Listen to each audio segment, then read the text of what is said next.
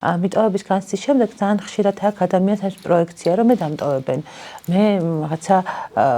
საკმარისი არ ვარ იმისთვის, რომ არ დამტოვონ და მიტოვების ტრავმა სამწუხაროდ ძალიან ბევრი მიზეზის გამო შეიძლება განვითარდეს ადამიანში, მაშინაც კი თუ მშობლები უბრალოდ სამსახურში წავიდნენ და არ იყო სათანადო კონტაქტი შვილთან და შესაბამისად უსაფრთხოდ ვერ იგრძნო ბავშვმა თავი და მათი წასვლა აღიქვა როგორც მიტოვებაც და ესეთ დროს ძალიან ჩფოთვარე მიჯაჭვულობა ყალიბდება ხოლმე და აი ადამიანი ხდება ძალიან დამხმარე, ძალიან მზრუნველი, ძალიან ეს ნიღაბს ირგებს, რომ ამით თითქოს გარანტიებს იღებს, რომ იმას არავინ არ მიატოვებს და იმიტომ რომ ის ძალიან კარგია, იმიტომ რომ ის კომფორტულია, იმიტომ რომ ის ყოველთვის მოსახელთებელია, იმიტომ რომ მასთან ერთი ზარი და ის უკვე შენთან არის, ხო? კარგი გოგოა, კი, ზუსტად, ამიტომ ეს უარყოფის ტრავმა